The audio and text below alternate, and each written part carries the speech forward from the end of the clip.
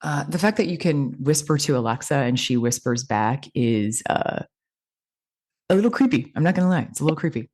Sorry to have taught you that. Yeah.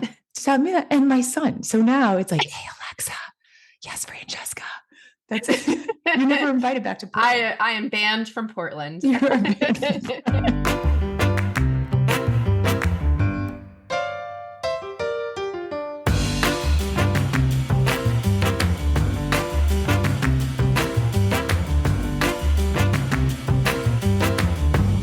Hello, and welcome to Your Work Friends. We're two HR leaders with no filter, but we're exposing the work stuff you need to know. I'm Francesca. And I'm Mel. And Mel, how are you today? I'm doing great. It is a beautiful morning in Portland. It's been fantastic to spend a few days with you here, seeing the city, planning our year. So I'm excited for 2024. How are you doing? Mel made the trek out from Connecticut to sunny, snowy, cloudy Portland, Oregon. I've experienced all four seasons in 3 days. It's great. That is Portland in winter. There you are. There you are. Yeah. Well, Mel, this week we had a really fantastic interview with James Hudson, who is a talent acquisition leader. He has held executive roles at places like Nike, Levi's, Forever 21, Net-a-Porter. And he's a contributor to Forbes. And I think he's just an all-around rad person. We talked to him this week about getting a job, and not only getting a job, but getting the right job. Mel, what did you think about our talk with him? I think it's so valuable, the information that people will get out of this episode, just the tips, good practices, red flags to look out for, and wonderful to meet James. He's fantastic. Yeah. So here's the deal, folks. Today, we're going to give you the interview with James Hudson, the talent acquisition vice president and leader. You'll be able to leave that episode understanding how jobs even become a job and how do you really get the right job for you. And we also ask and answer some of the burning questions you all have, like, should you negotiate your offer? And is it really all who you know? He answers all of that. We'll come back after the interview with our roast and toast. So here's our interview about getting the right job with James Hudson. We are super stoked to have James Hudson with us today. James, how are you this today? How are you today? What's going on? I'm pretty good, all things considered. First of all, thank you for having me on your show. It is an honor to be here. I just got back from a long trip over the holidays to Europe, and I'm back in what is supposed to be sunny California, and there's rain outside my window. So whilst I'm grateful to be home, the weather, it's a little bit of a pathetic fallacy. It's a little bleak outside, and maybe I feel a little bit bleak inside. But hopefully we're going to get past that today. You got to bring the energy, James. You can't bring the bleak energy. No, it's so funny. I think I'm just north of you up here in Portland. Mel and I are sitting up in Portland today. We're getting snow. You're getting rain. We're getting snow. We're getting snow. I did read though that in 40 days the sunshine is going to stay out until 7 p.m. again. So that's moving us from the sad era. Yeah. Yeah. I think we all needed to hear that today. I think James needs some sunshine in his soul. So there you go. You got 40 days to go, James. 40 days. I'm going to hang in there. Yeah. Well, friends, we're stoked to introduce James to you today. James is a talent acquisition leader and has been an executive at places like Nike, Levi's, Net-a-Porter. He's also a pretty massive contributor on Forbes and an all-around rad person. And James, you and I overlapped when we were at Nike. We share that very unique trauma bond. We indeed do. And if you know, you know. So today what we wanted to do is give everyone a survey of how this stuff works. How do jobs even come to fruition? How do they go from a concept to like a job board? How does someone find the right job for them? Not just a job, but the right job from them, especially from your perspective.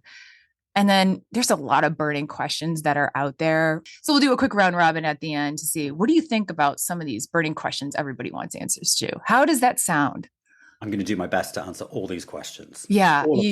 There will be a test. We will be grading you and judging you at the end. So there you go. I'm just kidding.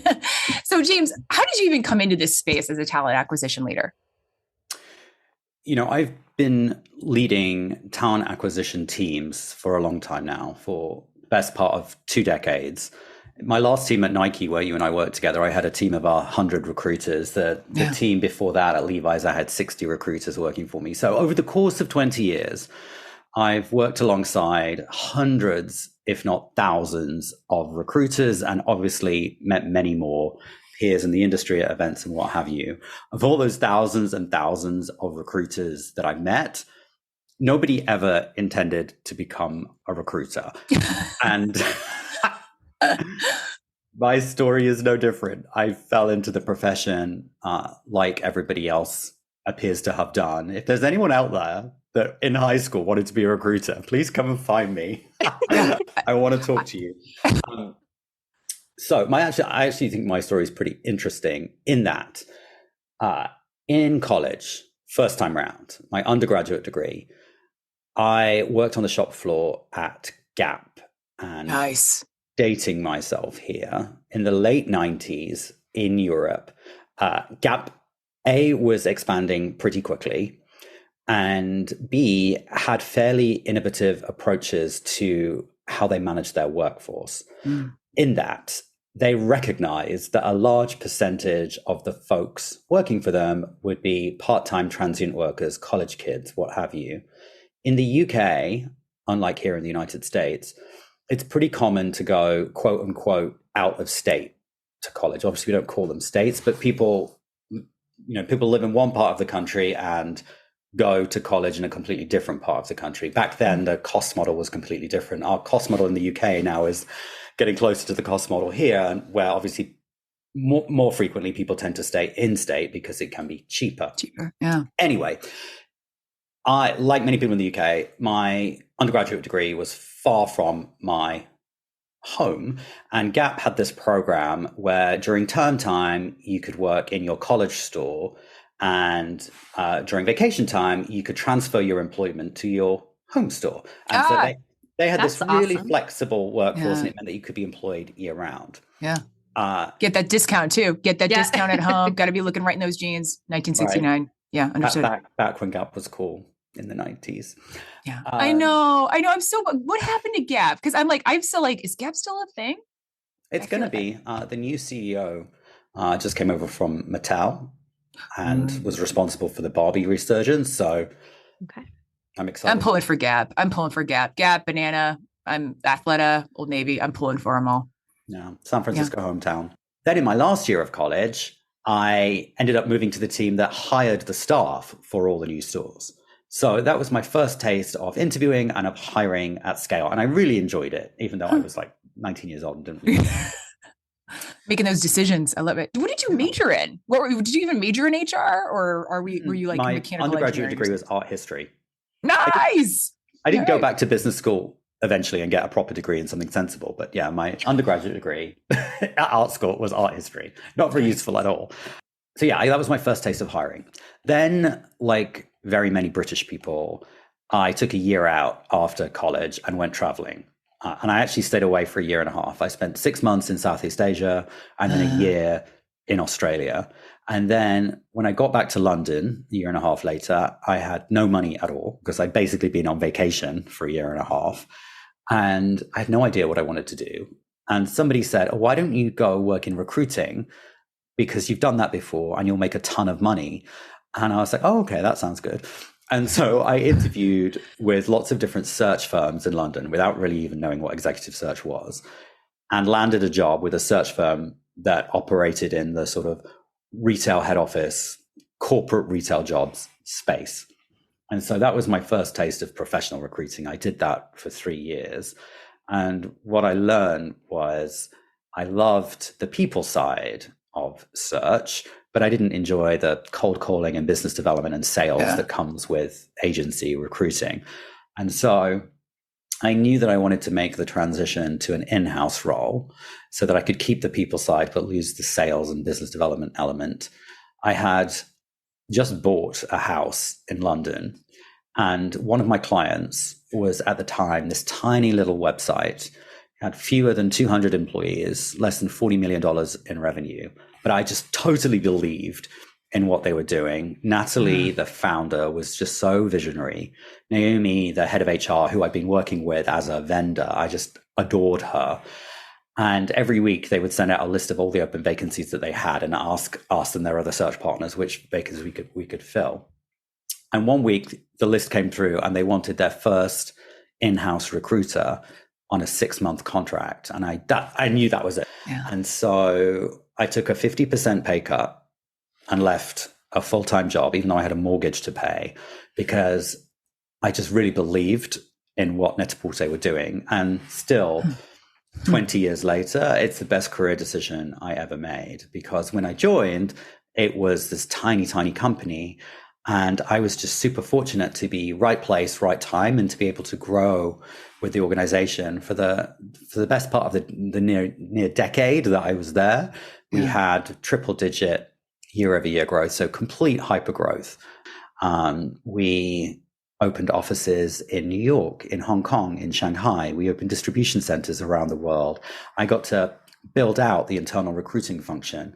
In my first year there, I hired 150 people on my own. By the time I left, nearly a decade later, we were hiring thousands of people every year, and I established recruiting teams around the world. They sent me to business school, and it was just the most amazing experience because I was having practical real world examples of everything that I was learning in school because the business was growing so fast. We went through 3 rounds of M&A, so I got to see both sides of the corporate transaction.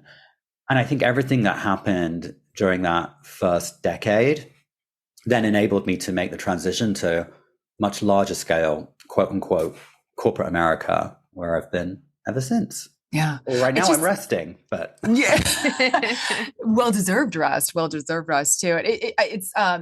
It's interesting too, when you know you're running towards something, right? Even though it means a 50% pay cut, even though it means a smaller footprint, but then it turns into something exponential, right? And it turns into something that sounds like it just married your Gap experience, your agency experience, just from a global perspective too. Even that art history, I'm sure, came into play somewhere, somehow, design is design. And then you've gone on to things like Levi's, Nike, et cetera, too, and just kept on growing your career, it sounds like. Yeah, exactly. If Net-a-Porter hadn't grown so quickly, I don't think I'd have been able to make the transition from .com to corporate America just because of the scale and complexity. But by the time I left Net-a-Porter, I had teams that I directly managed in Shanghai, Hong Kong, a very large team I had a technical recruiting team in London, and then a non-technical SG&A team in London, and then another large team in New York. So because I'd already been able to have the global experience, the cross-border experience, multilingual recruiting experience, that then enabled me for my first big job, which was Levi's in Europe. So Levi's moved me to Brussels. And so for 2 years, I was crisscrossing Europe, rolling out the Workday technology and reestablishing the recruiting function in the region. And then from that job, I was promoted to the head of recruiting role in California. And that brought me to San Francisco 8 years ago now. And then my most recent job was head of talent acquisition for Nike's direct to consumer businesses worldwide. So as you know, Nike's roughly $50 billion in revenue, or it was, maybe not this year. And the direct to consumer piece was roughly half of that. And so my team worldwide hired 40,000 people a year for all of the satellite offices and stores around the world. Yeah. This is the thing, and one of the reasons why we wanted to talk to you today, because I think most people that don't sit in HR or sit in talent acquisition, I don't think most people understand how big and complex recruiting organizations internally at companies are. So if you're trying to get a job at a Fortune 500, 1,000, 5,000 firm, you're going to be dealing with a very large team of people that are incredibly skilled at trying to find the best person for the role. Sometimes, yeah. Listen, there's some real dipshits out there. No, that's actually true in every single team, and everybody knows that. But these people, there are systematic tools, processes, procedures in order to find the right person for the role. And a lot of times, some great people, and sometimes some dipshits. So one of the things that we wanted to jam with you about, James, was to kind of educate people on how does something go from like a concept, like we need somebody in this role, to a job posting. I'm wondering if you can open the hood for us and just share, how does a job become a job? Almost like, how does a bill become a bill? How does a job become a job? It's a great place to start. And thank you. I think it's one of those areas where there's a ton of myth and misunderstanding. And let me caveat this by saying everything I'm going to say is from the perspective of large scale organizations, Fortune 500 size companies. And obviously in smaller organizations, 100 people organizations, everything is a bit looser.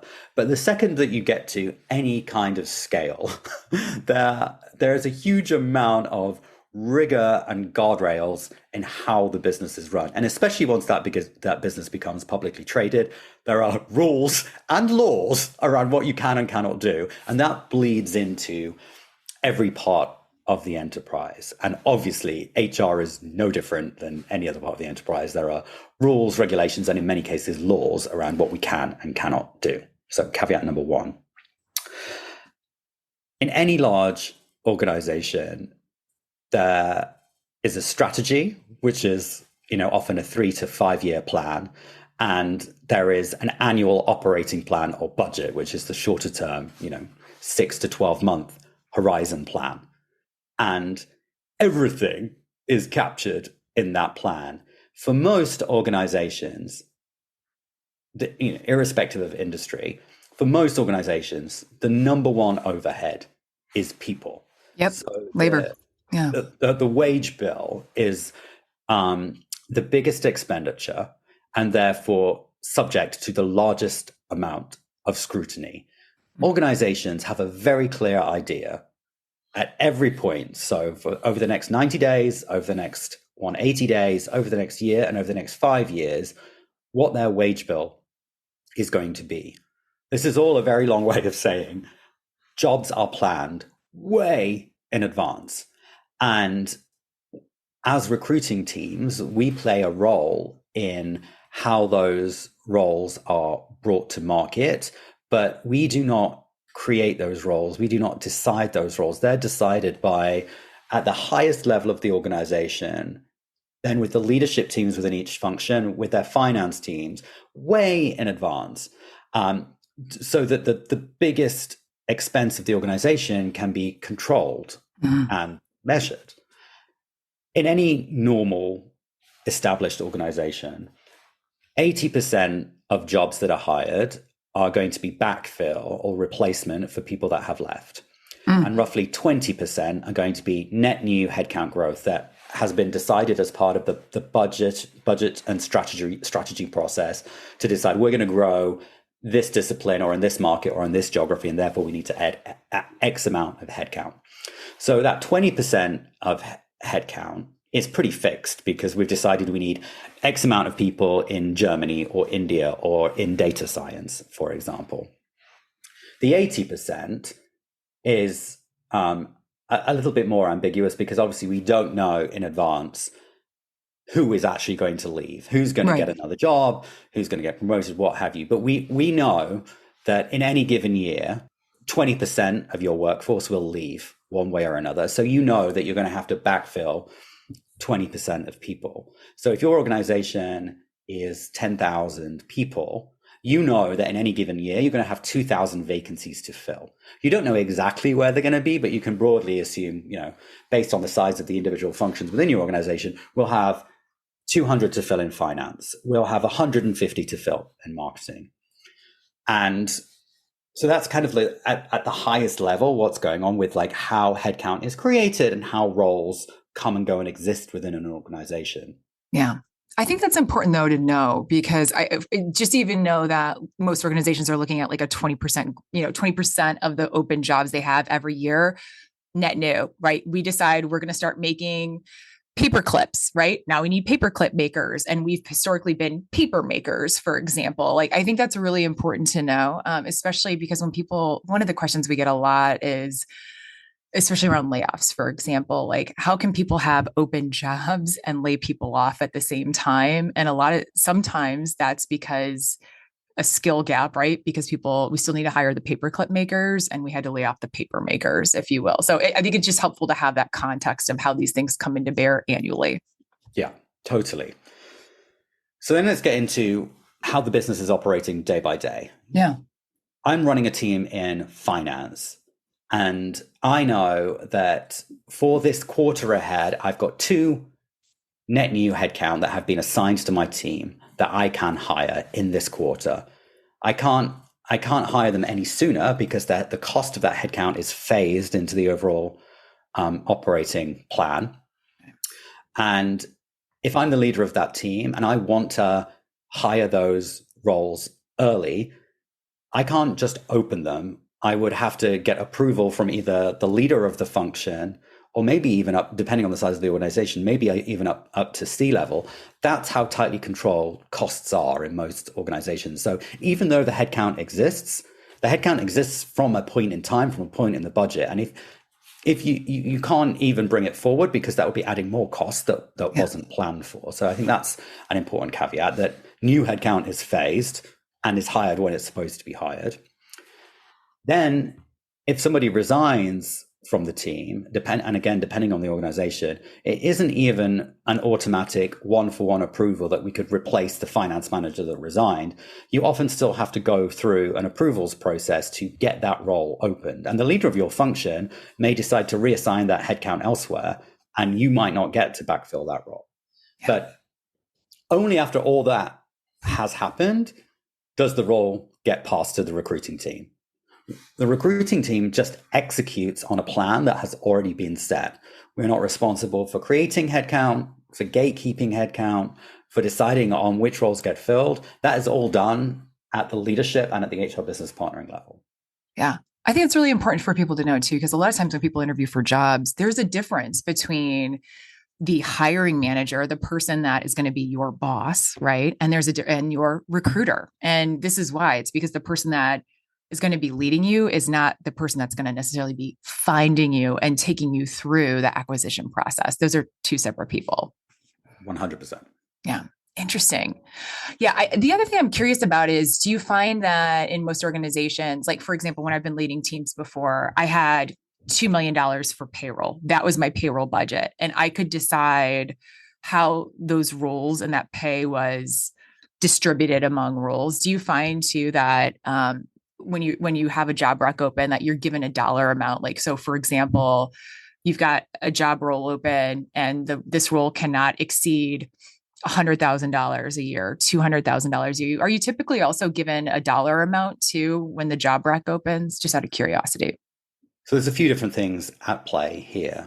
As the leader of the organization, it can happen in a few different ways. You can be given a total number, $2 million, and therefore you can hire 20 people at $100,000, or you can hire 2 people at $1 million each. Yeah.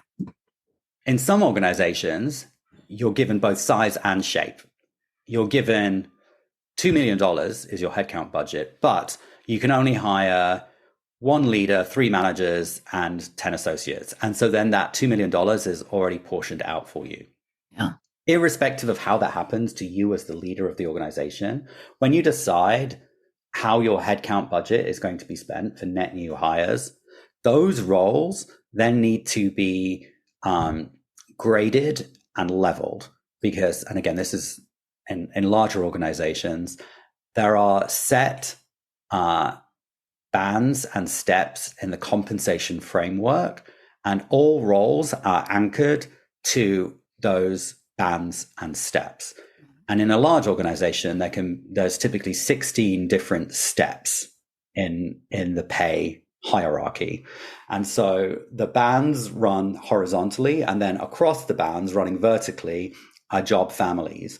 And so a level 1 role in finance will have a salary range, and a level 1 role in marketing will have a salary range. And whilst they will be similar, they will not necessarily be identical, because the ranges are anchored back to the organizational compensation philosophy, which is either tethered to the cost of living or the cost of labor in the market where the organization is either operating or hiring talent. So there's a huge amount of complexity in the background as to how roles are graded and priced.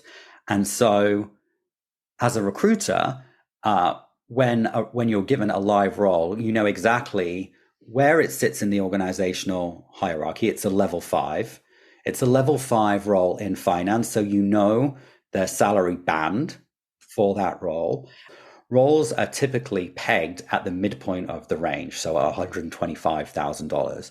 So as a hiring manager, you will be told, okay, you've got a level 5 role, and it needs to come in at $125,000.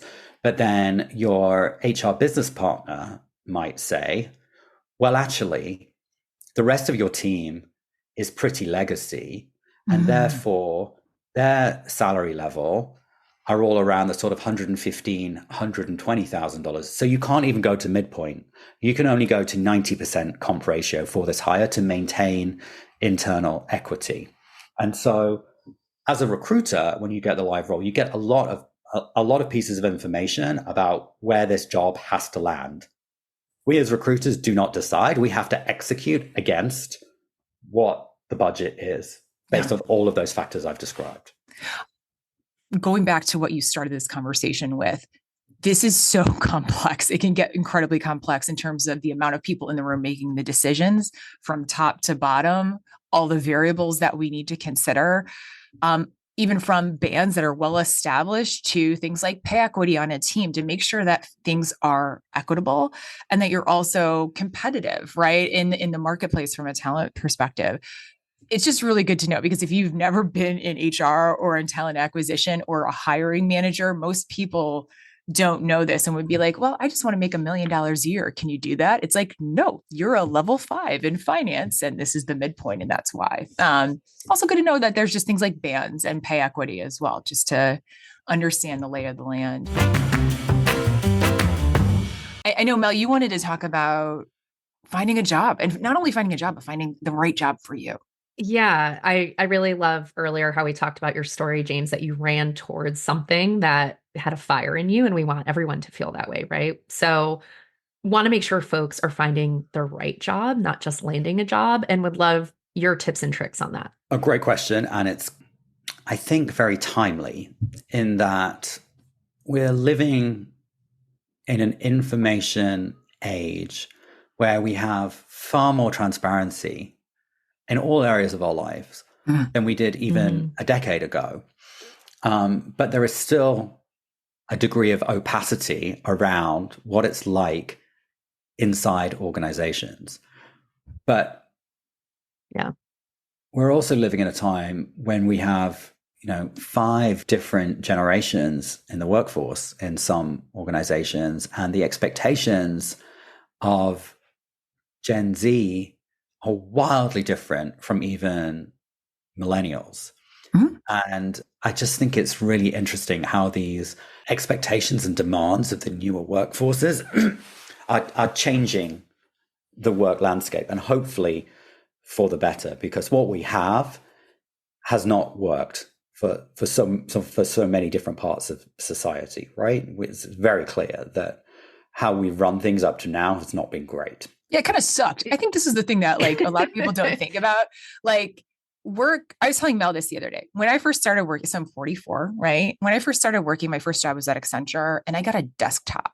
And I remember, I loved my time at Accenture. It's not a knock on Accenture, but I remember being in the office and working until 10 o'clock at night. And there was not a question of whether or not I was going to work. This is what was expected. You earn your stripes, you labored so you can get to that partner level. That was what was expected. And I love the idea. We've been talking a lot on the pod around, do we have to live like this? Do we need to dream of labor? And I feel like your Gen Z is coming in and being like, guys, this blows. What are we doing? Yeah, my favorite TikTok recently was a young woman who just started her first full-time job, and I really had empathy for her because she was like, is this it? Is this life? I work and then I have no time for my friends or any of my hobbies. I work, I come home, I go to the gym, I cook dinner, I go to sleep, and it's like Groundhog's Day. And she was having somewhat of a panic attack about it, right? And she made a good point. Francesca, you and I have the same kind of history there. I also had a desktop in my first job in big law, working until 10, and then you get home and you're like, just recycle. But we were always told this is what's expected. I really love that Gen Z is bringing a different perspective, and millennials started it a little bit, but I like to see that Gen Z is really kind of demanding more transparency in the workplace, including recent laws, right, around salary transparency, even in job descriptions. I think now it's like more important than ever. How can people find the right fit? So one of the things that's an interesting topic to me is the legitimacy about what the culture is like, what you're going to experience in the workplace. How can people find that information out? So if a candidate's going out and they're researching different companies for the job that they're looking for, how do they know that that company is legit about what they're putting out there and it's not just kind of word lip service on their website? And what's great about, I mean, there are a lot of negatives to living in the information economy, but what's great about the information economy is that we're so much more networked than we ever were before. So my number one tip is obviously start by trying to connect with people on LinkedIn that work at the company or companies where you're hoping to work. And obviously try and connect with a cross section of folks. So people within your discipline. So if you're in marketing, obviously folks on the marketing team, but also what's great about LinkedIn is LinkedIn will help you find the people that are most active on the platform. So go where it's warm, right? And if you want to work at Nike, and actually the people at Nike that are most active on LinkedIn are in supply chain, well, start there, right? Because they still work at the organization. So target folks at the places that you want to work and start to make connections with them on LinkedIn. And then the more time that you spend with them virtually will hopefully lead to at least a coffee chat where you can ask them what it's really like. Tip number one. Yeah. Tip number two, Glassdoor is a great resource if you take it to the next level. Glassdoor is like it's like Yelp, right? Right. It's polarized in that you've got a lot of positive and a lot of negative, because those are the people that are mostly motivated to say something. So you have to be a little bit discerning when you're reading reviews on Glassdoor. Glassdoor will tell you that the average user reads 6 comments before they form an opinion. I would say read 30. Do you know what I mean? Like that, this is somewhere you're going to be spending 40 hours a week for the next 2, 3, 5 years. Like, read as much as you can to get more of a sense of, are these just angry people, or is this a theme that may or may not be concerning to me? And then where it gets really interesting is last year, Glassdoor launched really powerful new functionality, which hasn't had much airtime. And I really wish more people knew about it, in that they allow you to slice the data by demographic. And so on Glassdoor right now, you can see the average company rating for the employees that work there, and it's out of 5. And, they might have a 3.5 or a 4.0. And then what you can do is slice it by demographic and say, well, what do women think? That's great. What do LGBTQ people think? What do people of color think? And what's really, and I encourage everyone to go and try this. What's obviously really disappointing is that for virtually every company out there, the underrepresented folks, their scores are always lower in every organization, even your dream organizations. women, people of color, LGBTQ folk consistently have a worse time than the general population. That sucks, but that's the society that we live in. What I encourage folks to do is look at the delta. If you accept, rightly or wrongly, that it's always going to be lower for those of us that are not straight white men, look at the delta, and where the number is particularly, where the gap is particularly big, that might indicate, not might, it does indicate that organizational culture is not somewhere that you would thrive, irrespective of how you identify. Do you want to work in a place where women, LGBTQ folk, and people of color consistently have a worse experience? No. The answer is no. Absolutely not. Absolutely no, friends. No. Oh, Yeah. no. Don't go there. Don't go there. Don't. Yeah, exactly. Oh, I love that feature because I think it's incredibly important to gain that perspective, especially as a woman, if you're LGBTQ, if you're a person of color, being able to see what that experience is like, it gives you that inside look into the culture. There's no smoke without fire, right? If there are consistently people saying really terrible things about the place that you want to work, there may be some truth in that.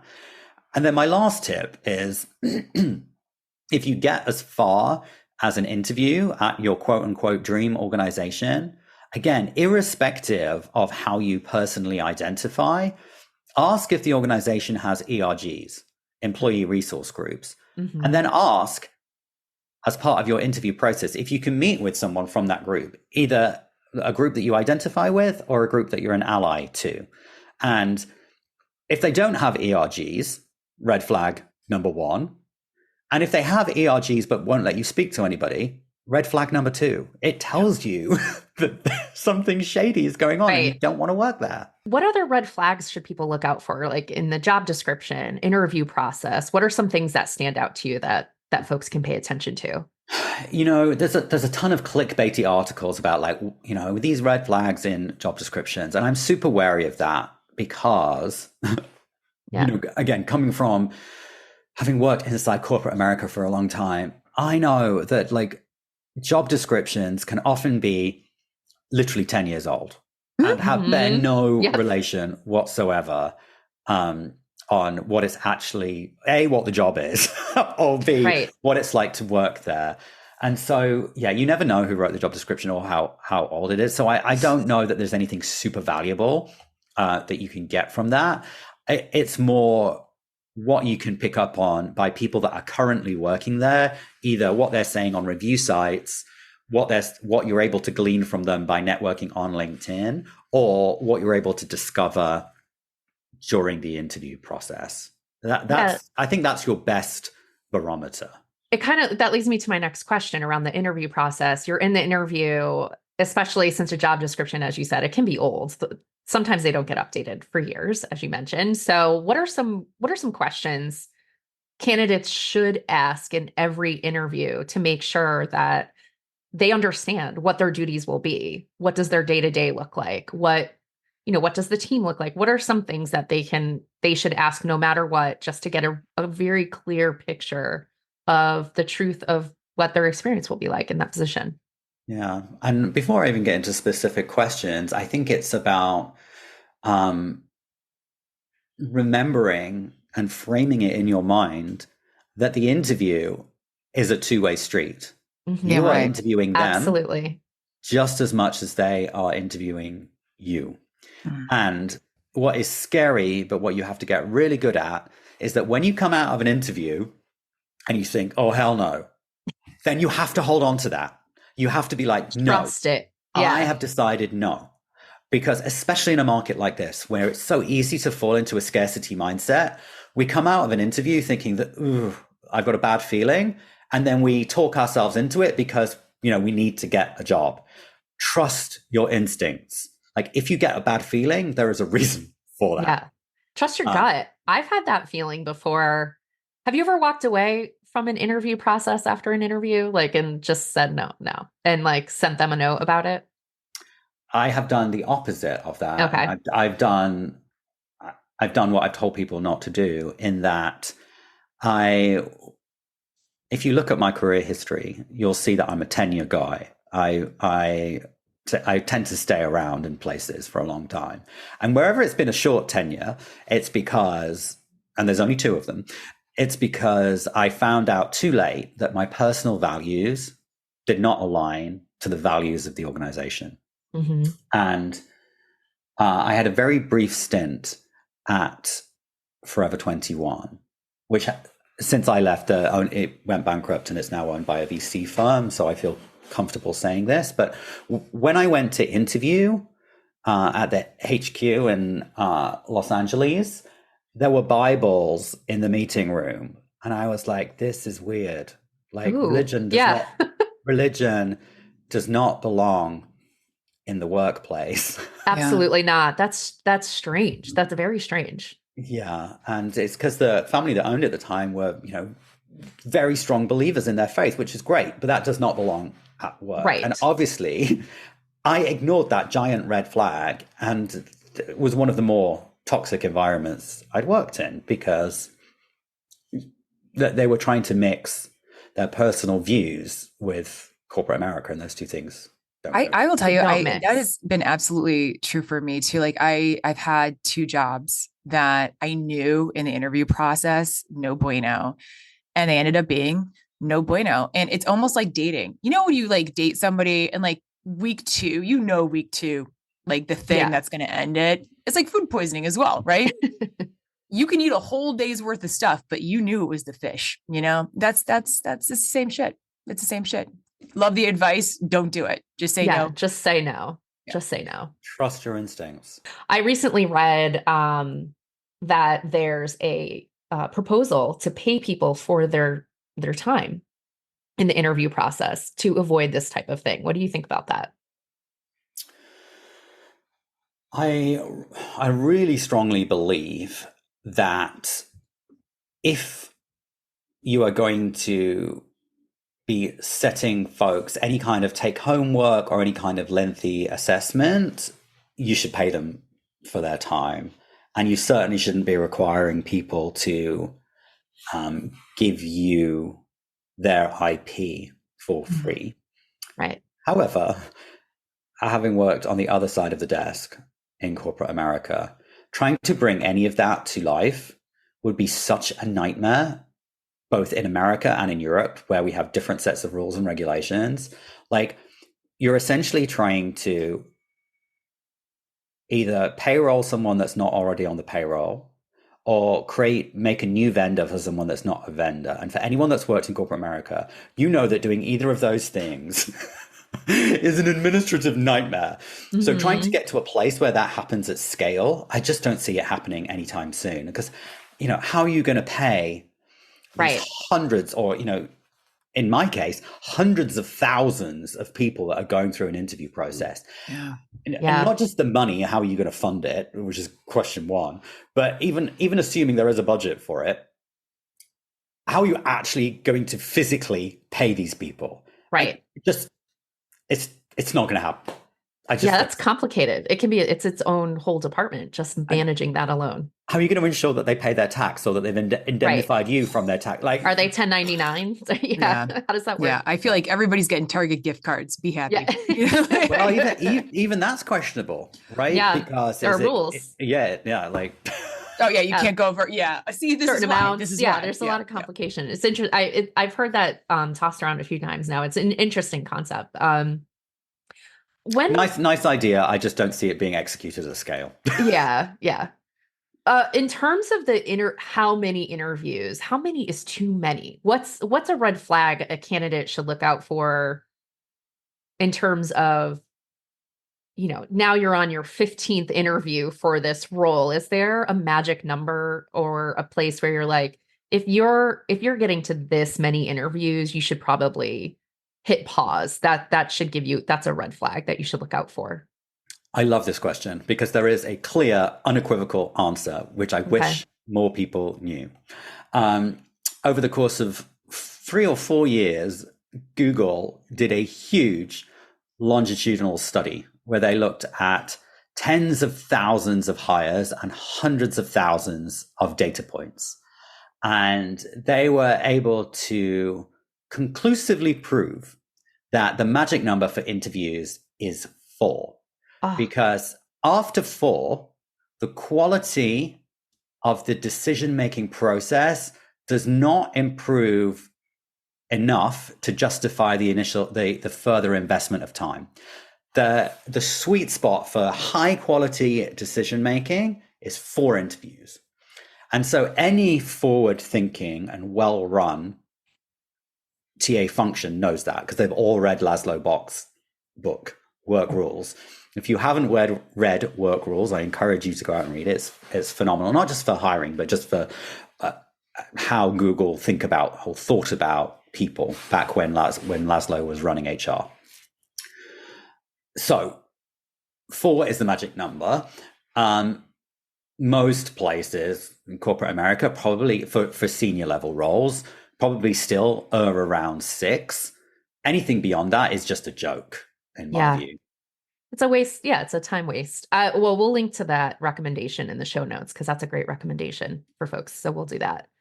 For job seekers, I read your post today on LinkedIn about the post-pandemic job market. So I'd love to give space to talk about what job seekers should know about this post-pandemic job market and finding success and finding the role that's right for them. What advice would you give? Sure.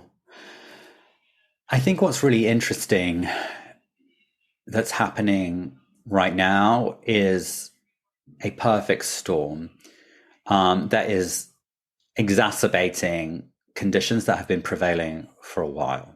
And what I mean by that is, in the talent marketplace, there has always been a signal to noise issue, in that a decade ago, a job posting or a job ad might receive 100 applications. And in every part of the enterprise, in every geography that I've worked in, the numbers are always the same in aggregate. Of those 100 applications, roughly 25 of them will meet the minimum criteria for the job, and 75 are just not qualified at all. And part of the recruiter's job is to separate the signal from the noise, right? To find amongst those 100 applications, the 25 that are qualified, to speak to those 25 people and decide, of those 25, who are the 6 or 7 that most closely match the brief from the hiring manager, and take those into the process. At the highest level, that's a big chunk of the recruiter's job for dealing with inbound applications. Fast forward to today, where we are living in the after effects of the massive structural changes to work and labor that the pandemic created, the macroeconomic tsunami that we've all been through, and the significant strides forward in consumer-facing tech, which, to be clear, are all good things. So as a job seeker today, as an applicant today, you have so many powerful tools that enable you to turbocharge your application process, which is fantastic. What that means, though, is that A, because of the macroeconomic situation, B, because more people have had a taste for remote or hybrid work and want to pursue that, C, because we've got so much more visibility in the age of information, and D, because of the powerful tools that are now in the hands of everyday job seekers, application volume has gone up 10 or 100x. So a job that used to get 100 applications could now get 1,000 or 5,000. And those ratios are still the same. Of those 1,000 applicants, still only 250 people are going to be qualified and 750 are not. But a recruiter cannot speak to all 250. No way. And so it's the signal to noise issue has just gotten so much worse. And yes, you can send out more applications and send out more curated applications and send out better applications, but your chances of the application being seen by the right person have diminished exponentially. And what can they do? It's really tough to navigate. What can candidates do to kind of cut through the noise, especially if they feel, pretty strongly that they fit the profile? How can they cut through that noise? I see on LinkedIn all the time, you see how many folks have applied for the job, which can be super intimidating. So how can you kind of put yourself ahead of the pack if you're qualified? So there's a few things. That number that you see is not the number of applicants. The number that you see is the number of people that have hit apply. Oh, okay. Which is different from the number of applicants that are inside the ATS. And that's misleading. Yeah. Well, it's not misleading. Okay. That's the data that LinkedIn have, which is valid. That's the number of people that did click apply. But I can tell you from sitting on the other side of the desk that the attrition from apply to applicant is massive. Okay. In that, in a volume environment, so, companies that are hiring 10,000 people a year or more, the average pull through is 16%. And in one place I worked, that may be a place that someone else on this the pull through it rhymes with Schmeiki. No, I'm just kidding. The pull through was 1%. Oh, wow. So for every 100 people that click apply, only one applicant made it into the ATS, into the applicant tracking system, because the application journey was so cumbersome that 99 out of 100 people gave up. In most places, it's 16 out of every 100 that will come through. So do not be intimidated by that number if it's a high number. That's good to know. Do not be intimidated, because most people won't complete the application. Okay. And of all the people that do complete the application, only 25% of them are going to be qualified. But that being said, it can still be hundreds or thousands of people that do all of that, right? So there is still a signal to noise issue. It's just not as bad as it appears on the surface to the everyday user. But, I see both sides, and it is worse than it was before. And recruiters have this deluge of applications to deal with. So just submitting your application is no longer enough, because if you just submit an application, it might never get seen. So you also need to try to figure out who is the recruiter at the company and get in touch with them, and who is the hiring manager and get in touch with them, and ideally get a referral from somebody that already works there. Okay. Because candidates that are referred by existing employees often go into a fast track processing lane, and your application is more likely to be seen. Not guaranteed to be seen, just more likely to be seen. So you have to go the extra mile. Yeah, at a minimum, if you have a referral, typically my experience in the past is when I worked in TA2, if it was a referral coming in, at a minimum, we had at least a one-on-one screening interview with someone from talent acquisition to meet with that candidate, just as a bare minimum. In larger organizations, sure. In smaller organizations, maybe not. Right. Yeah. Right. And you can use LinkedIn to do all of this, right? You can use LinkedIn to kind of figure out who the recruiter is, figure out who the hiring manager is, send them an in-mail, right? LinkedIn is, I'm not trying to promote LinkedIn's a great product, but LinkedIn's your place where you'd want to do this. Yeah, 100%. Okay. What if the recruiter is not listed on the job rec on LinkedIn? What's a good way to identify who the recruiter may be or to get in touch? What can people do? Yeah. And by searching LinkedIn, right, for recruiters at Nike, for recruiters at Apple. And bear in mind, at large companies, there will be hundreds of recruiters. And so then you need to figure out, okay, and recruiters are normally obviously very active on LinkedIn. So once you find people that you think are going to be in the right area, then you need to figure out, okay, this person's a recruiter at Apple, but do they recruit product managers, or do they recruit marketing folks, or do they, you need to figure out what their area is. And you can usually see that by what they say on their profile, all the types of things that they post. And the closest you're going to be able to get as a normal user is figuring out the recruiter at the company in the broad job family that you're targeting. Okay. And then reach out to that recruiter and say, hey, I've applied for this role, and give them the unique reference number or whatever you get from the applicant tracking system. Explain in 3 very short bullet points why you've applied, why you're a fit, and ask them to connect you with the right recruiter if they're not. Obviously, just make their lives easier.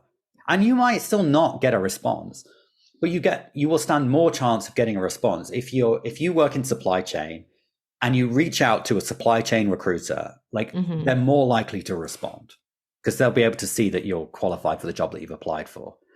And if you're consistently doing this and consistently not hearing, then maybe it's time to ask yourself, are you being honest with yourself and the types of roles that you're applying for? Yeah, that's great advice. Just don't keep repeating the same thing if you're starting to see a trend for yourself. There's a lot of just burning questions around getting a job and talent acquisition. And so I thought, let's do a rapid round with you. You can answer yes, no, or one word answer. Are you ready to play? Yes, I'm going to really struggle with one word answers, but I'm going to try. Okay. I believe in you. I believe in you. This is the rapid round with James about getting a job. James, is it all who you know? No. Should you put the green banner on in LinkedIn if you want to get a job? 100%. And let me talk about that later. Okay. Should you do a cover letter? Do cover letters matter anymore? No. Should you customize your resume for each role? No. Thank you notes. Do we write them or not? Yes. Should you negotiate your offer? Maybe. Should the interview process last no longer than 60 days? Depends. Should you quit your old job before starting your new job?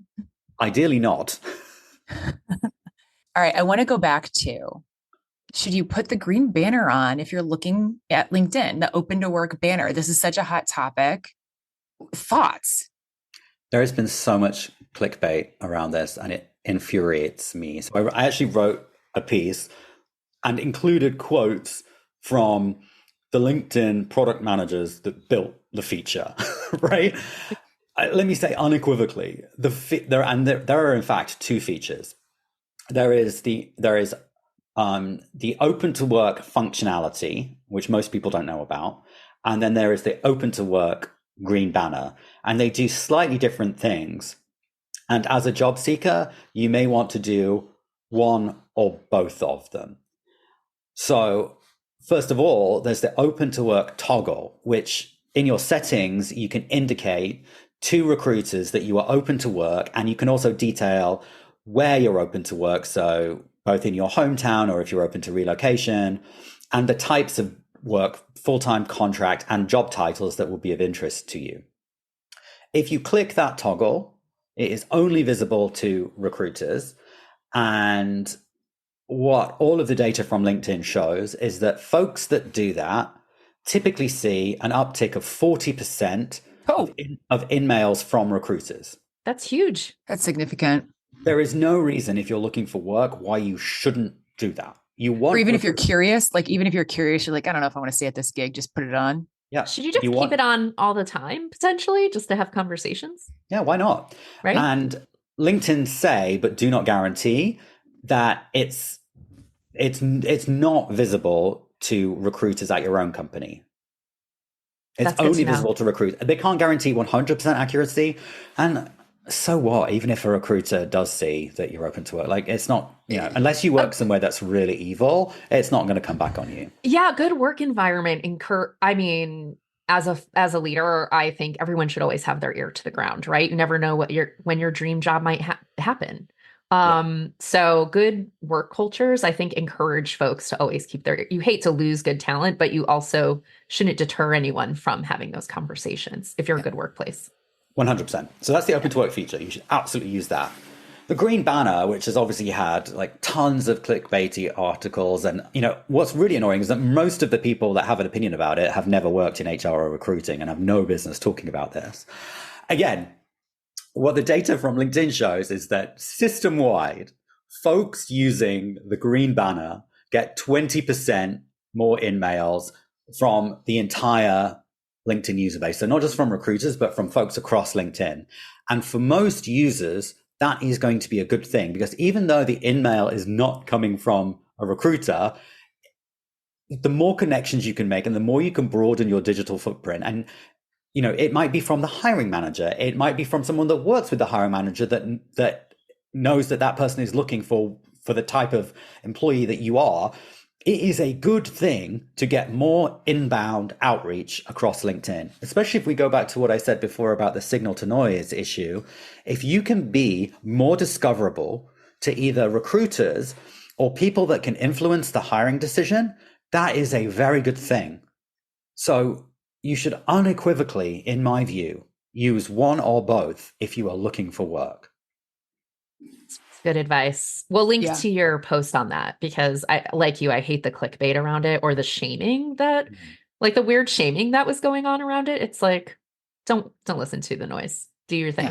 The former Google recruiter who now runs a small business in Salt Lake. I wish we could just like say for what it is. He runs a small business in Salt Lake. Good for him. He's not the king of recruiting. Right. His opinions are not valid. Right. Well, and they can be really harmful too, because I think the thing is I feel like we're going to see more and more upticks on layoffs, quite honestly. It's just going to be more, there's a running thought right now, quite honestly, around you're 1 quarter away potentially from getting laid off. Like that's literally how business is operating right now. People will be looking for work more and more. I feel like we're going to be flipping more and more into gig type work or trading jobs more and more. We have to get used to this conversation that people are going to be open to work and then working, open to work and then working. There's no room for shame in this discussion. It's a marketplace at this point. 100%. Yeah. I would go back to what I said earlier, that yes, we are increasingly in a world where careers are not for life. Of course they're not. And increasingly moving to an environment where people have side hustles and portfolio careers, and that is all a great thing. But ideally, when you move to your next job, you're hopefully going to be there for 2 or 3 years, right? Maybe 4, maybe 5. If you're going to be spending the next 3 years, 40 hours a week somewhere, invest some time in doing your research, doing all your due diligence. Like think about how much time you spend researching your vacation. Or maybe that's just me, but like, what is the hotel like? Like all of that stuff. You'd spend hours and hours, yet people will spend like no time at all on researching the place that they're going to spend all of this time. So do your due diligence. Reach out to folks at the company. Ask to speak to people in the ERGs. Read the review sites. Make an informed decision. And don't be afraid to walk away. I love that. Sage advice. Yeah. Sage advice. James, thank you so much for joining us today. It has been a pleasure. We'd love to have you back to talk about more subjects around acquisition and talent acquisition. But thanks so much for your time. Thanks. You're welcome. Thanks for having me. So Mel, it's time for our segment called Roast and Toast, where we roast some companies or individuals that need some light roasting and some that need some great toasting because they're doing it and doing it so well. And we're going to start with the toast. Who are we toasting this week? I have 2 toasts. One for candidates that ask the tough questions and do their homework during the interview process. So toast to you. Organizations who streamline the process, I'm talking no more than 4 interviews, and those who have a high touch of candidate care and transparency, toast to those folks.